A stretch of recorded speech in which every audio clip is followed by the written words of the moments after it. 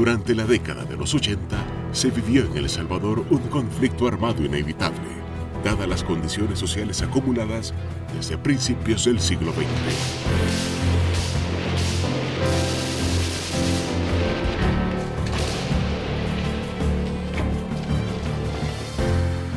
A 28 años de la firma de los acuerdos de paz en El Salvador, es importante examinar los factores principales que propiciaron uno de los hechos oscuros de la historia en el país. A raíz de temas de desigualdad social y económica, donde predominó la pobreza y exclusión social, y fue ahí donde surgió la represión, que tuvo su origen en el ejército, la policía de Hacienda, la Guardia Nacional y la guerrilla, medida que aún sigue vigente en los cuerpos de seguridad. Represión, la falsa salida a la inseguridad.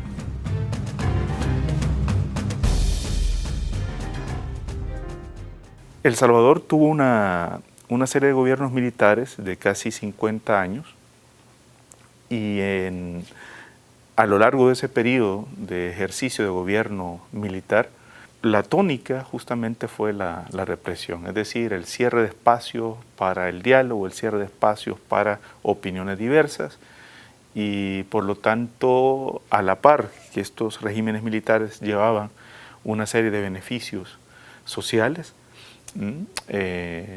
subsidios, por ejemplo, creación de viviendas, la creación del IRA, que algunos de ellos tenían que ver mucho con los proyectos estadounidenses de la Alianza para el Progreso, sobre todo en la época de Kennedy, ¿no?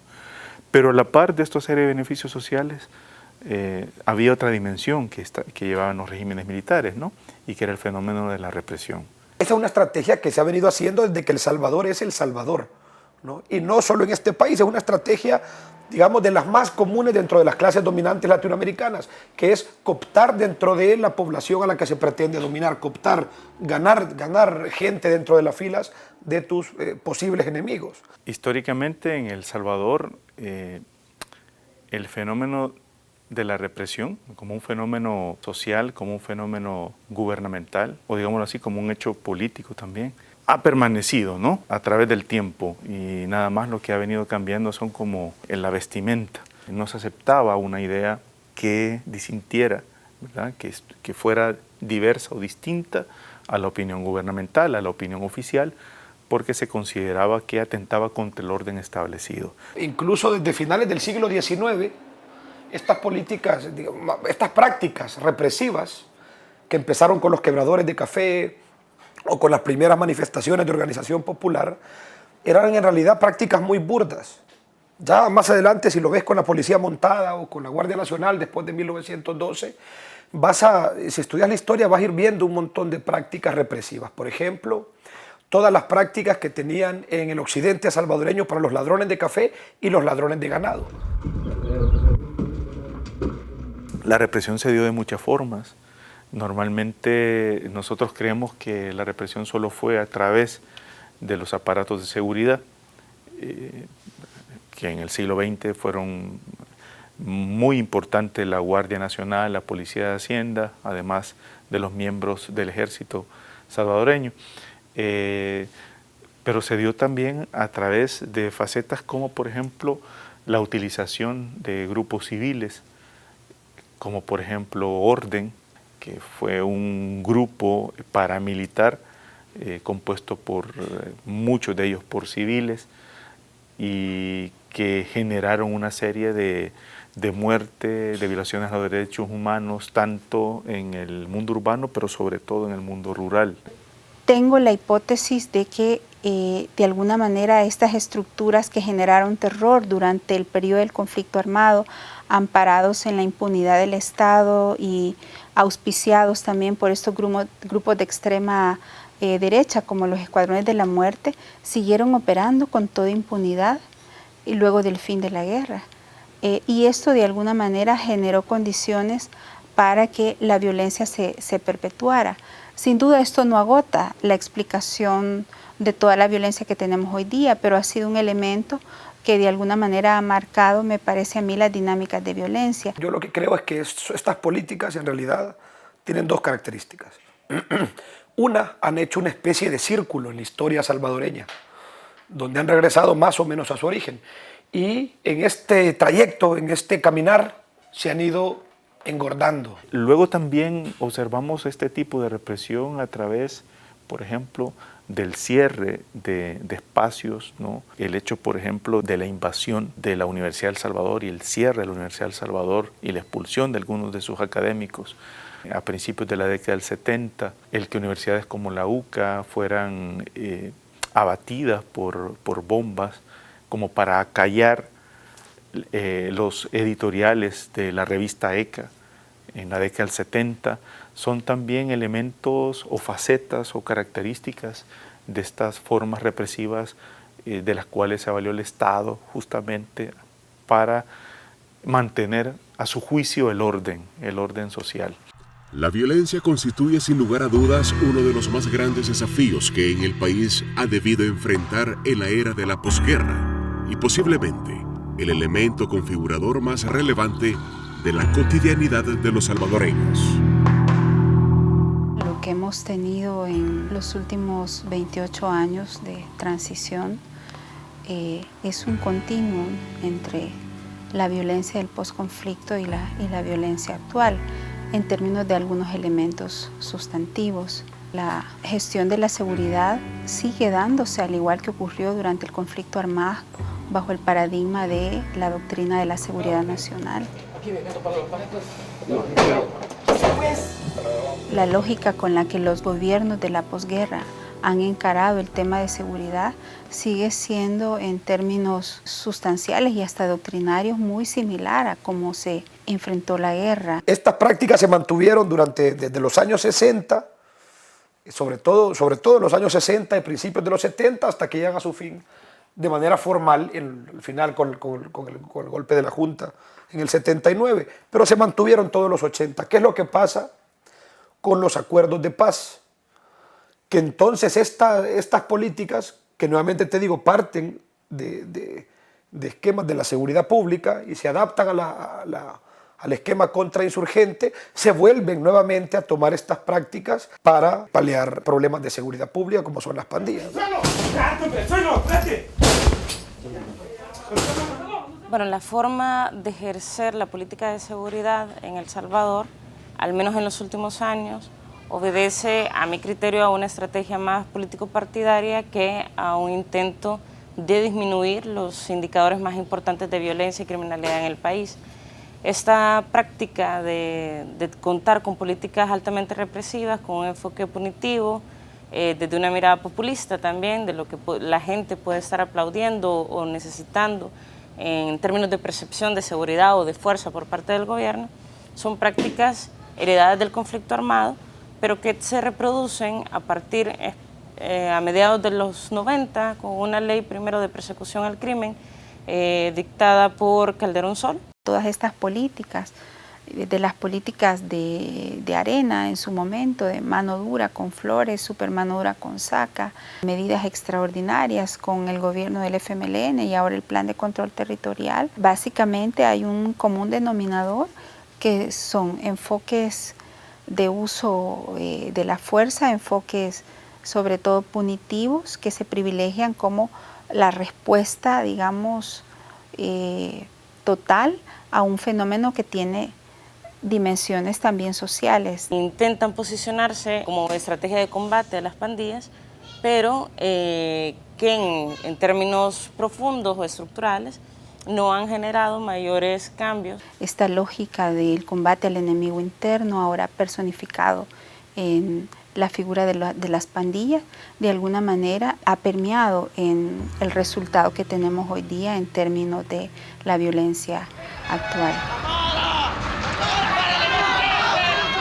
A su vez, otro elemento que me parece importante rescatar a nivel de la dimensión político-institucional, que representa un continuo entre la violencia de la guerra y la violencia actual, son los niveles de impunidad, es decir, cómo de alguna manera la impunidad del pasado ha favorecido que se generen condiciones para que esta impunidad se perpetúe y prevalezca en el presente. Cuando se firma la paz en El Salvador, coincide con un fenómeno muy poco estudiado. Lo repetimos los académicos que es la venida de los deportados a El Salvador. La venida de estos cientos o probablemente miles de deportados, de pandilleros, que deportan del sur de California.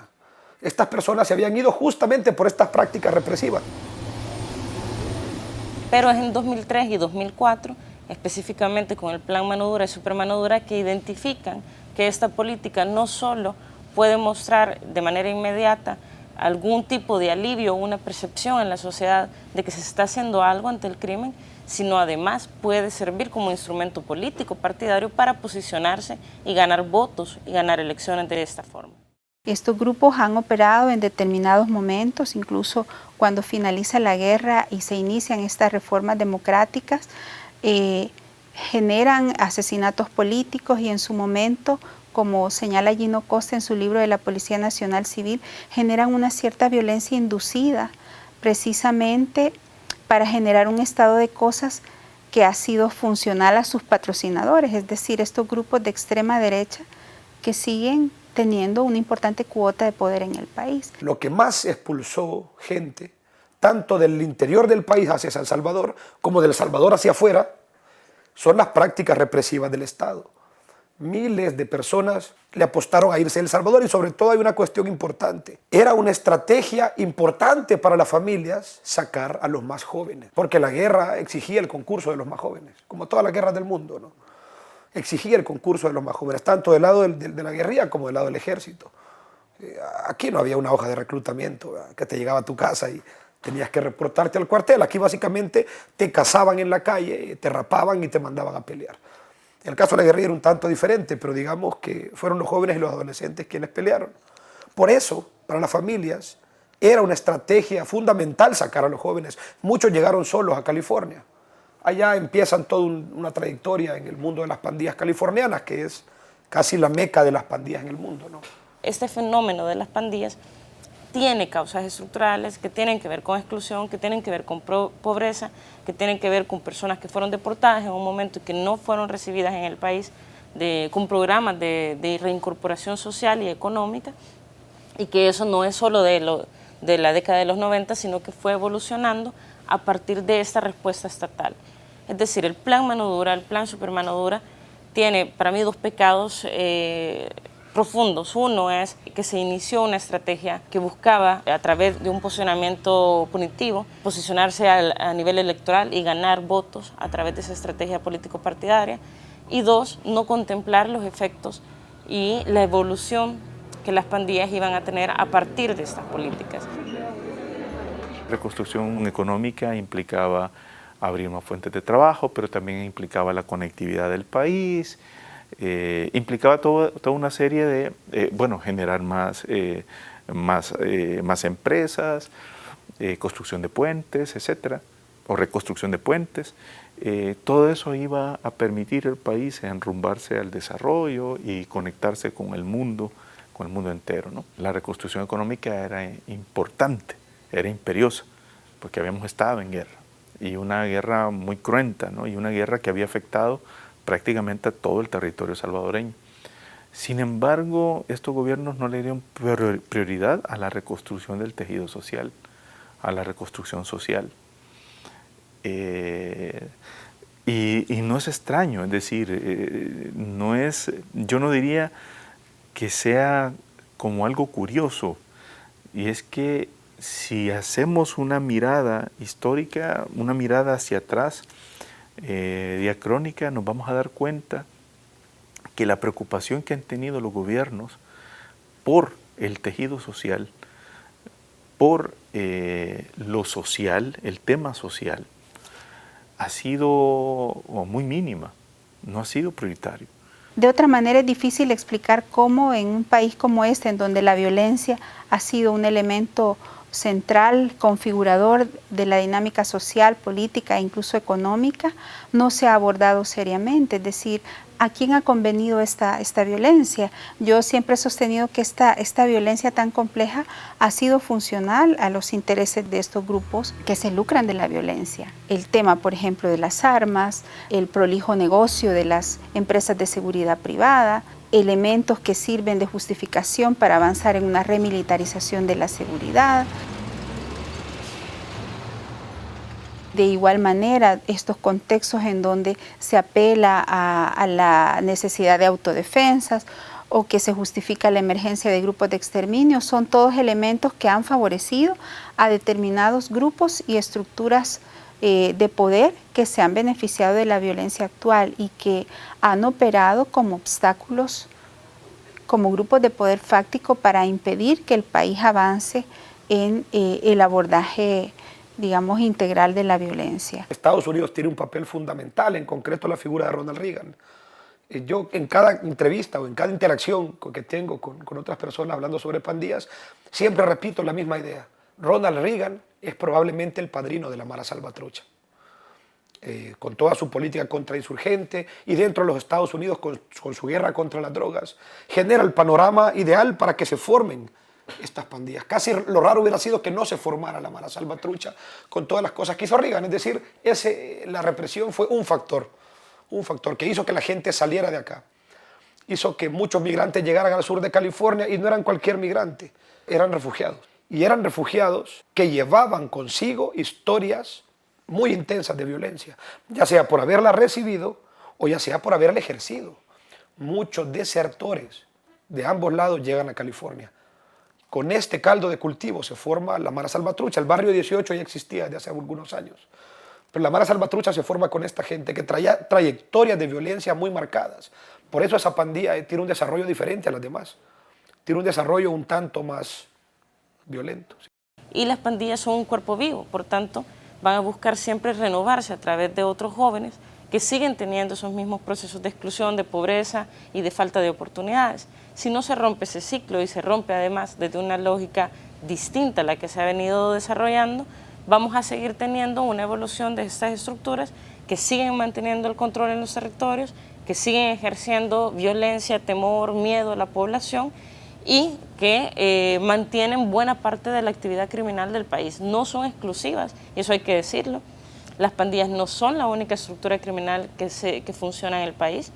Y también para lo que han servido las pandillas es para invisibilizar otras estructuras del crimen organizado que tiene generalmente más vínculos con fuerzas políticas o con incluso fuerzas económicas y por tanto es mucho más fácil criminalizar y mantener el discurso político dirigido a una estructura conformada por población pobre que realmente combatir otro tipo de estructuras que puedan tener vínculos incluso con las amistades de políticos o con los mismos políticos que están gobernando actualmente el país. A través de estas estrategias de persecución criminal que priorizan el despliegue de estructuras represivas o de estos operativos de concentración de fuerza en las comunidades, por ejemplo, no han recuperado el control de los territorios, o sea, todo lo contrario, generan un falso sentimiento de seguridad mientras estas estructuras están presentes, pero una vez se retiran, pues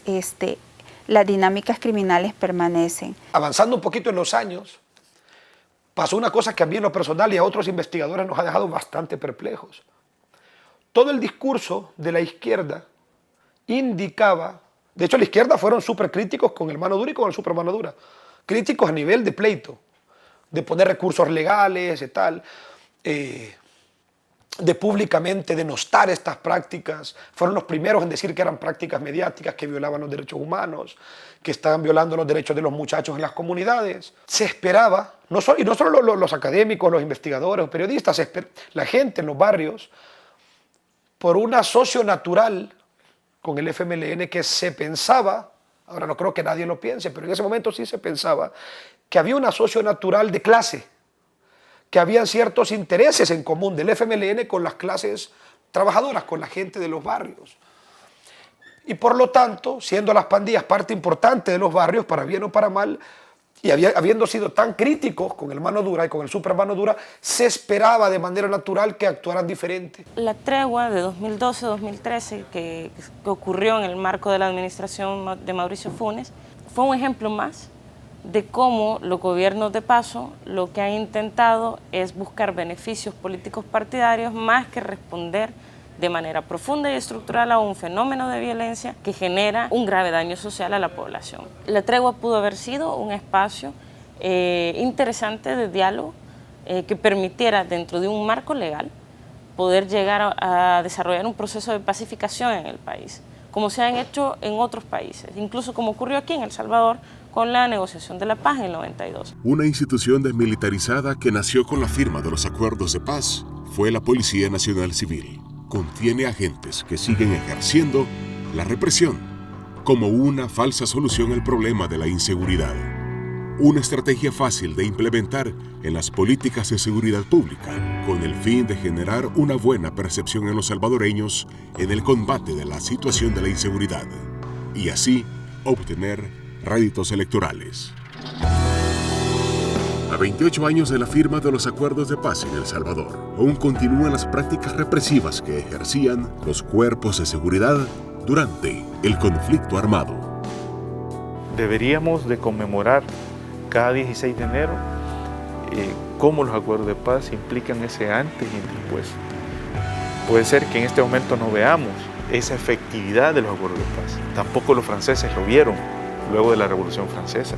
La historia ha demostrado que luego de la Revolución Francesa vinieron periodos para Francia de imperios y de monarquías, a pesar que la Revolución Francesa había abolido este régimen, ¿no? Pero ¿cómo lo entienden ahora? Como un proceso paulatino de construcción sistemática de valores republicanos.